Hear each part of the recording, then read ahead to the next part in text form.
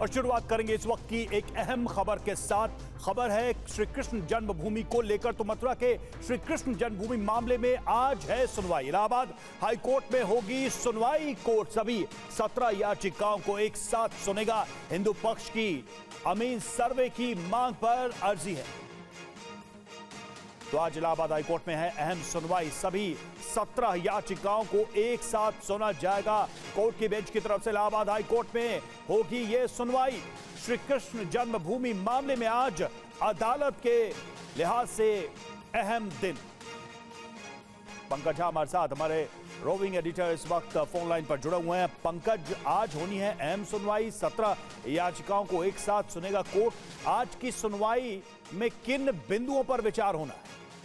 देखिए, दो लिहाज से बहुत महत्वपूर्ण है। एक तो सभी याचिकाएं, बहुत सारी पिटीशन पड़ी हुई थी कृष्ण जन्मभूमि बनाम शाही ईदगाह को लेकर के, सबको एक साथ क्लब कर दिया गया है। और आपको याद होगा कि पिछली बार क्या हुआ था कि इलाहाबाद हाईकोर्ट ने जो फैसला दिया था कोर्ट एडवोकेट कमिश्नर से सर्वे कराने को लेके, जैसा ज्ञानवापी के मामले में हुआ था, उसको सुप्रीम कोर्ट ने रोक दिया है। अब उसके बाद हिंदू पक्ष ने कहा कि अमीन से हम सर्वे करा लेते हैं। हिंदू पक्ष ने उम्मीद नहीं छोड़ी। उस अमीन सर्वे को लेकर के भी आज सुनवाई है। तो एक साथ 17 पिटीशन पड़ी हुई हैं और अमीन सर्वे को लेकर इस पर सुनवाई होगी। 11:30 बजे सुनवाई शुरू होगी, इसलिए सब महत्वपूर्ण माना जा रहा है। शुक्रिया आपका इस अपडेट के लिए, इस जानकारी के लिए।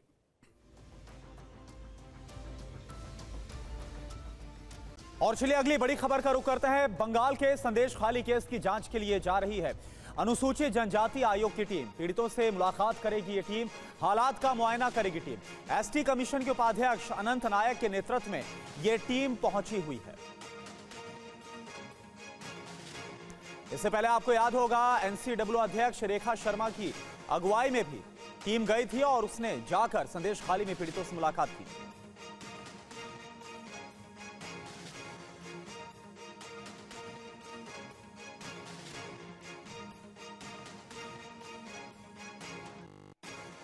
तो आपको बता दें कि आज अनुसूचित आयोग की एक टीम है जो कि जाएगी और अनुसूचित आयोग के उपाध्यक्ष के नेतृत्व में टीम पहुंचेगी। हालांकि इससे पहले एनसीडब्ल्यू अध्यक्ष रेखा शर्मा वहां पर पहुंची थी। मामला काफी ज्यादा गर्माता हुआ नजर आ रहा है। और बंगाल में संदेश खाली मामले में मुख्य आरोपी पर रिएक्शन की मांग को लेकर बीजेपी लगातार टीएमसी पर दबाव बना रही है और इसको लेकर लगातार धरना प्रदर्शन किया जा रहा है।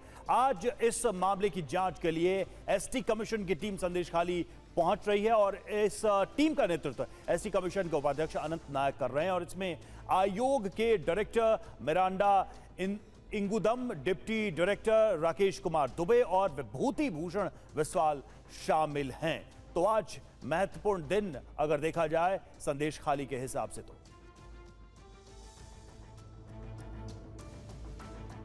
संदेश खाली को लेकर घिरी पश्चिम बंगाल की ममता सरकार की मुश्किलें और बढ़ने वाली हैं। राष्ट्रीय महिला आयोग की सख्त टिप्पणी के बाद आज राष्ट्रीय अनुसूचित जनजाति आयोग के उपाध्यक्ष नेतृत्व में एक टीम आज संदेश खाली पहुंच रही है। इससे पहले राष्ट्रीय अनुसूचित जनजाति आयोग ने राज्य के मुख्य सचिव और डीजीपी से संदेश खाली को लेकर रिपोर्ट तलब की है। राष्ट्रीय अनुसूचित जनजाति आयोग ने 15 फरवरी को संदेश खाली के दौरे के बाद राज्य में राष्ट्रपति शासन की सिफारिश कर चुका है। कल राज्य के डीजीपी राजीव कुमार ने संदेश खाली का दौरा कर हालात की समीक्षा की। राष्ट्रीय अनुसूचित जनजाति आयोग ने मुख्य सचिव और डीजीपी को भेजे नोटिस में संदेश खाली में आदिवासियों के हालात पर पूरी रिपोर्ट 3 दिनों के भीतर दी जाए। राष्ट्रीय मानवाधिकार आयोग ने भी संदेश खाली का दौरा किया है। एनएचआरसी ने मीडिया रिपोर्ट का संज्ञान लेते हुए मुख्य सचिव और डीजीपी को नोटिस भेजकर हिंसा के मामले में 4 हफ्ते में जवाब मांगा है। इस बीच आज बीजेपी संदेश खाली पर डॉक्यूमेंट्री दिखाने वाली है। द संदेश खाली सॉकर द बिग रिवील नाम की डॉक्यूमेंट्री के जरिए बीजेपी ममता सरकार से पूछने वाली है कि राज्य में और कितने संदेश खाली हैं। बीजेपी ने कहा है कि पीड़ितों को न्याय दिलाने के लिए आंदोलन जारी रहेगा। हम लगातार आंदोलन करते रहेंगे। 26 तारीख से हमारा 3 दिन का धरना शुरू होगा। सुबह 11 बजे से शाम के 6 बजे तक धरना हम करेंगे। कलकत्ता में करेंगे, हम परमिशन के लिए दिए हैं। 3 दिन का धरना चलेगा। क्यों शेख शाहजहां को गिरफ्तार नहीं किया जा रहा है? शेख शाहजहां कहाँ छुपा हुआ है? और एमएसपी की गारंटी समेत कई मांगों को लेकर पंजाब और हरियाणा के शंभू बॉर्डर पर डटे किसानों ने 2 दिनों तक दिल्ली कूच पर विराम लगा दिया है। आज किसान संगठनों के बीच बैठक होगी जिसमें तय होगा कि आगे वो क्या करने वाले। एमएसपी गारंटी की मांग पर अड़े किसान पिछले 10 दिनों से शंभू बॉर्डर पर डेरा डाले हुए हैं। दिल्ली कूच करने की जिद पर अड़े हुए हैं। किसान संगठन ने 2 दिन के लिए दिल्ली कूच का प्लान टाल दिया है, लेकिन शंभू और खनौरी बॉर्डर पर जस के तस बैठे रहेंगे। दिल्ली जाने का कार्यक्रम हमारा है 2 दिन की, कल और परसों। ये जो खनौरी में जो कुछ भी घटा है उसके ऊपर सारी समीक्षा करेंगे। जिस तरह से सरकार हमारे ऊपर बुलेट चला रही है, सभी नेताओं से बात करेंगे। उसके बाद आप देखेंगे परसों शाम को सारी स्थिति स्पष्ट करेंगे, आगे का आंदोलन किस ढंग का होगा। सरकार बातचीत के जरिए किसानों के मसले का हल निकालना चाहती है। केंद्र सरकार ने कहा है कि हम बातचीत के लिए आज भी तैयार हैं और आगे भी रहेंगे। हमारी यही अपील है कि सारे जो ऐसे किसान संगठनों के लोग हैं वो संयमता के साथ वार्ता में भाग लेकर इसका अस्थायी समाधान के क्या क्या रास्ता हो सकते हैं उस पर हम चर्चा करते हुए आगे बढ़ें और चर्चा के माध्यम से समाधान करें। भारतीय किसान यूनियन गुरनाम सिंह चढ़ूनी के समर्थकों ने ऐलान किया है कि वो हाईवे जाम करेंगे। चढ़ूनी के समर्थकों ने कहा है कि वो प्रदेश भर में पंजाब के किसानों के समर्थन में रोड जाम करेंगे। किसान आंदोलन को देखते हुए हरियाणा सरकार ने बॉर्डर के आसपास के 7 जिलों में इंटरनेट सेवा बंद कर दी है। वहीं किसानों के विरोध प्रदर्शन के अधिकार के लिए पंजाब हरियाणा उच्च न्यायालय में एक याचिका दायर की गई है। और वहीं किसान आंदोलन का आम जनता पर काफी ज्यादा बुरा असर पड़ रहा है। 3 राज्यों में आवाजाही काफी बुरी तरह से प्रभावित हुई और वहीं कारोबार पर भी इसका काफी बुरा असर पड़ा है। पूरी खबर क्या है आप देखिए। किसान बॉर्डर पर डटे हैं, 10 दिनों से लगातार आंदोलन कर रहे हैं। मांगे मनवाने के लिए 3 राज्यों की सीमाएं सील की गई है। दिल्ली कूच करने की जिद में किसानों ने कल पूरा बवाल मचाया। कंटीले तार, कंक्रीट की बैरिकेडिंग के साथ शंभू बॉर्डर पर 7 लेयर की सुरक्षा दीवार को ढाने के लिए किसानों ने खूब कोशिश की, लेकिन पुलिस ने मोर्चा संभालते हुए नाकाम कर दिया। जेसीबी और पोकलेन मशीनों के जरिए बॉर्डर पार करने की कोशिश की। किसान आंदोलन से आम जनता को काफी परेशानी का सामना करना पड़ रहा है। परीक्षा देने वाले छात्रों से लेकर ऑफिस जाने वाले लोगों और कारोबारियों को काफी परेशानी हो रही है। कारोबारियों को डर है कि अगर किसान आंदोलन लंबा चला तो उनकी आगे दुकानें बंद करने का संकट मंडरा सकता है। किसान आंदोलन के चलते पंजाब को हर दिन करीब 875 करोड़ का नुकसान हो रहा है। पंजाब में 1600 से ज्यादा ट्रकों की आवाजाही घट गई है। दिल्ली को हर दिन करीब 300 करोड़ से ज्यादा का घाटा हो रहा है। दिल्ली में एंट्री के लिए ट्रकों का रूट करीब 600 किलोमीटर बढ़ गया है।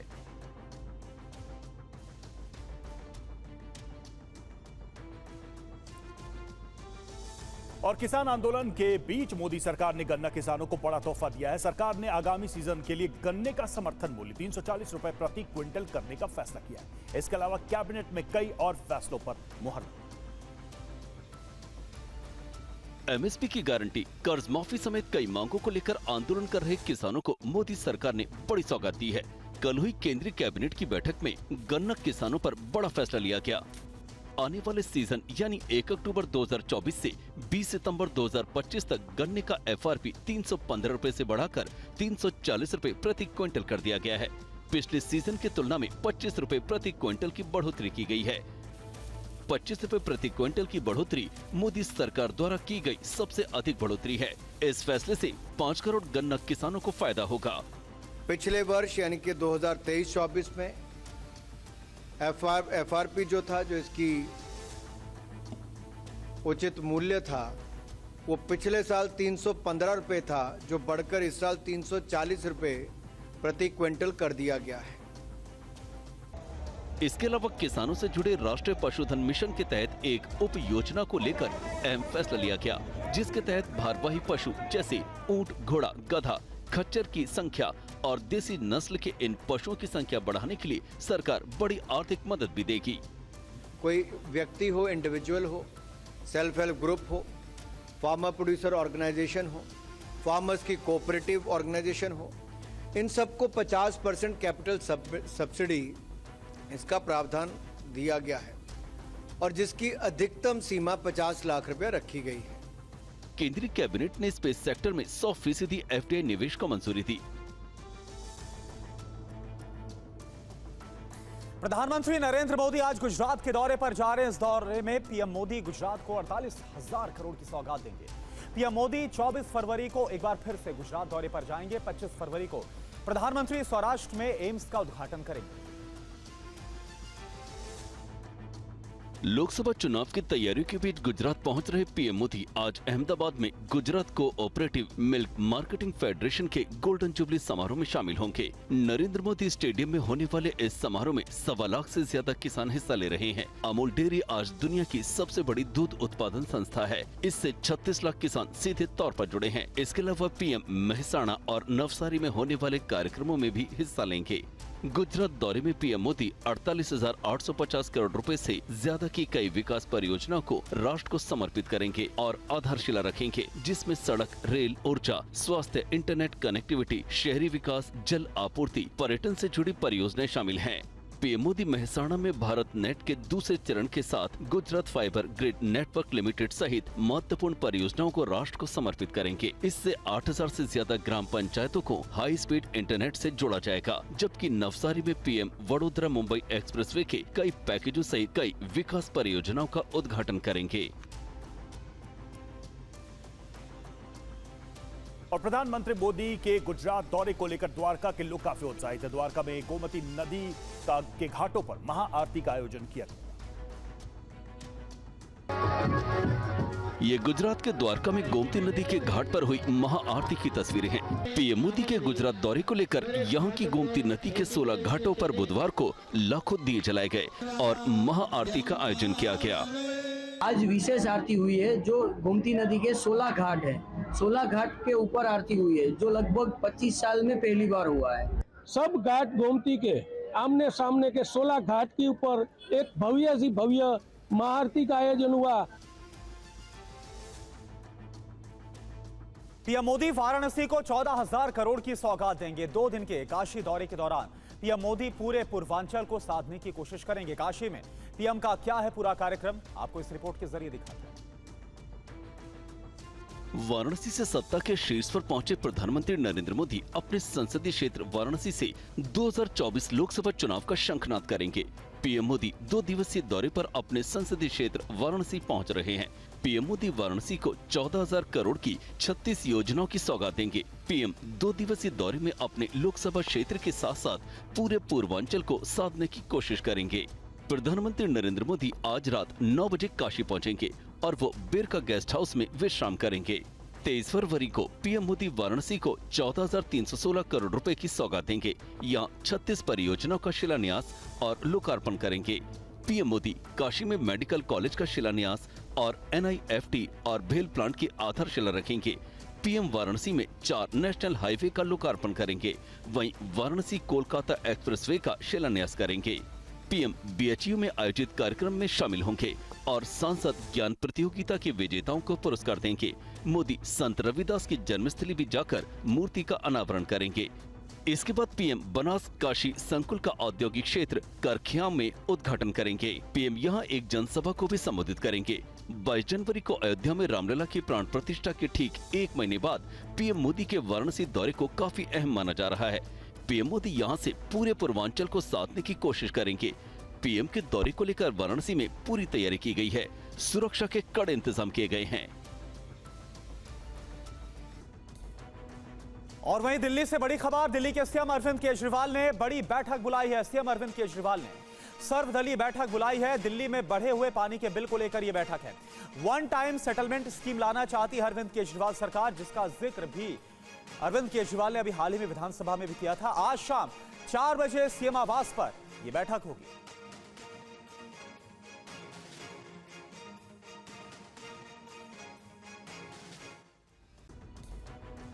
और वहीं दिल्ली से बड़ी खबर, दिल्ली के सीएम अरविंद केजरीवाल ने बड़ी बैठक बुलाई है। सीएम अरविंद केजरीवाल ने सर्वदलीय बैठक बुलाई है। दिल्ली में बढ़े हुए पानी के बिल को लेकर यह बैठक है।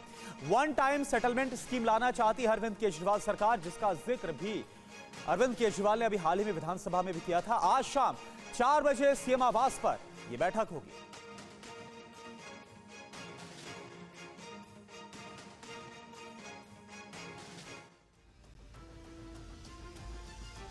और आखिरकार उत्तर प्रदेश में समाजवादी पार्टी और कांग्रेस के बीच सीटों को लेकर समझौता हो ही गया। समाजवादी पार्टी ने कांग्रेस को 17 सीटें दी हैं। हालांकि इस समझौते के लिए प्रियंका गांधी को भी सक्रिय होना पड़ा। उत्तर प्रदेश में समाजवादी पार्टी और कांग्रेस के बीच सीट बंटवारे को लेकर आखिर में वही हुआ जो टीवी9 भारतवर्ष पहले से बताता आ रहा था। हालांकि समझौते को लेकर राहुल गांधी से जो नहीं हो पा रहा था, उस काम को प्रियंका गांधी ने अंजाम तक पहुंचा दिया। सूत्रों के मुताबिक प्रियंका गांधी ने अखिलेश यादव से बात कर उन सीटों पर हामी भरवा ली जो कांग्रेस मांग रही थी। कांग्रेस को जो 17 सीटें मिली हैं, उनमें रायबरेली, अमेठी, कानपुर नगर, फतेहपुर सीकरी, बांसगांव, सहारनपुर, प्रयागराज, महाराजगंज, वाराणसी, अमरोहा, झांसी, बुलंदशहर, गाजियाबाद, मथुरा, सीतापुर, बाराबंकी, देवरिया। इन 17 सीटों पर कांग्रेस के उम्मीदवार मैदान में उतरेंगे। बाकी 63 सीटों पर समाजवादी पार्टी और इंडिया में शामिल पार्टियां लड़ेंगी। मैं उल्लेख करना चाहूंगा माननीय प्रियंका गांधी जी का, जिन्होंने इस गठबंधन को सकारात्मक रूप से और इसे सही अंजाम तक पहुंचाने में एक बहुत ही अहम भूमिका अदा की। इस बीच प्रदेश में राज्यसभा के लिए होने वाले चुनाव को लेकर भी हलचल तेज हो गई है। राजा भैया से समर्थन के लिए अखिलेश यादव की बातचीत के बाद कल लखनऊ में राजा भैया से मिलने यूपी बीजेपी के अध्यक्ष भूपेंद्र चौधरी और मंत्री जेपीएस राठौर उनके घर पहुंचे। भाजपा को सत्ता से बाहर करने में सक्षम होगा और हम जनता को ये विश्वास दिलाते हैं कि इंडिया गठबंधन उनकी आकांक्षाओं पर खरा उतरेगा। लोकसभा चुनाव का वक्त करीब आ रहा है। कब हो सकती है आम चुनाव की तारीखों का ऐलान, कितने चरणों में वोटिंग होगी, इन सभी सवालों के लिए आप देखिए ये रिपोर्ट। लोकसभा चुनाव की तारीख धीरे धीरे करीब आ रही है। चुनाव आयोग ने भी बता दिया है कि मतदान को लेकर उसकी तैयारियां पूरी हो गई हैं। सबको अब बस चुनाव की तारीखों के ऐलान का इंतजार है। सूत्रों की माने तो 10 से 15 मार्च के बीच लोकसभा चुनावों की तारीखों का ऐलान हो सकता है। इस बार लोकसभा चुनाव 7 चरणों में हो सकता है। चुनाव की तारीखों के ऐलान के लगभग 35 दिन बाद पहले चरण का मतदान हो सकता है। चुनाव की तारीखों के ऐलान से पहले ही राजनीतिक दलों ने कमर कस ली है और तैयारियां शुरू कर दी हैं। और बीजेपी लोकसभा चुनाव की तैयारियों में जुट गई है। महाराष्ट्र में मुंबई की 6 लोकसभा सीटों को लेकर कल पार्टी अध्यक्ष जेपी नड्डा पार्टी नेताओं और कार्यकर्ताओं को जीत का मंत्र देने के लिए पहुंचे। देखिए रिपोर्ट। पार्टी नेताओं के साथ हो रही लगातार मैराथन बैठक में हर एक रणनीति को लेकर जेपी नड्डा साफ तौर पर नेताओं को संदेश दे रहे हैं। लोकसभा चुनाव की तैयारी के लिए कोई कोर कसर नहीं रहनी चाहिए। कल मुंबई के अंधेरे इलाके में हुई एक सभा में नड्डा ने बीजेपी का मिशन बताने के साथ विपक्ष के इंडिया गठबंधन पर सवाल उठाए। हम लड़ाई रिकॉर्ड मार्जिन से जीतने की कर रहे हैं, उसकी हम तैयारी कर रहे हैं। इंडिया अलायंस है क्या? ये अलायंस जितने लोगों पर मुकदमे हैं उनका अलायंस है। इससे पहले पार्टी नेताओं के साथ मुंबई के 6 लोकसभा सीटों को लेकर चुनाव समिति की बैठक में जेपी नड्डा ने कई मंत्र दिए। नड्डा ने लोगों से संवाद स्थापित करने के लिए जैसे देश वैसा भेष का फार्मूला अपनाने को कहा। सरकार के काम को लेकर उपलब्धि कम शब्दों में टू द पॉइंट बताने की बात कही। नए वोटरों से संपर्क करने पर जोर दिया। ज्यादा बड़ी बड़ी गाड़ियों में घूमकर दिखावा न करने की सलाह दी। नड्डा ने कहा कि महायुति के साथ मिलकर महाराष्ट्र में 45 से ज्यादा सीटें जीतेंगे। इधर समाजवादी पार्टी से इस्तीफा देने के बाद स्वामी प्रसाद मौर्य आज दिल्ली में अपनी नई पार्टी को लॉन्च करने जा रहे हैं। मौर्य क्यों नई पार्टी बना रहे हैं, आप देखिए 30 सेकंड। बीएसपी, बीजेपी और सपा में रहने के बाद अब स्वामी प्रसाद मौर्य अपनी स्वतंत्र पहचान बनाना चाह रहे हैं। ओम प्रकाश राजभर और संजय निषाद की तरह स्वामी प्रसाद मौर्य अपनी नई पार्टी बनाएंगे ताकि भविष्य में अपना दल भी हो, विधायक भी हो और सत्ता में भागीदारी के लिए अपनी बात मनवाने की क्षमता भी हो। दिल्ली के तालकटोरा स्टेडियम में आज होने वाले सम्मेलन में स्वामी प्रसाद मौर्य अपने इरादों को सामने रखते हुए मिलेंगे और नई पार्टी के गठन का ऐलान करेंगे। और जन विश्वास यात्रा पर निकले तेजस्वी यादव ने मुख्यमंत्री नीतीश कुमार और बीजेपी पर निशाना साधा। तेजस्वी ने नीतीश को विधानसभा भंग कर एक साथ चुनाव करवाने की चुनौती दी। बिहार में सत्ता परिवर्तन के बाद पूर्व उप मुख्यमंत्री तेजस्वी यादव लोकसभा चुनाव में प्रचंड जीत हासिल करने के लिए जन विश्वास यात्रा पर निकल चुके हैं। जनता के बीच पहुंचकर तेजस्वी यादव हाल ही में पलटी मारकर एनडीए खेमे में जाने वाले मुख्यमंत्री नीतीश कुमार पर हमलावर हैं। तेजस्वी नीतीश की नाकामी को गिना रहे हैं। तेजस्वी यादव ने नीतीश को विधानसभा भंग करने की चुनौती दी। बिहार के मुख्यमंत्री चाहते हैं कि बिहार के विधानसभा को भंग कर दे और साथ में लोकसभा और बिहार का विधानसभा चुनाव कराए।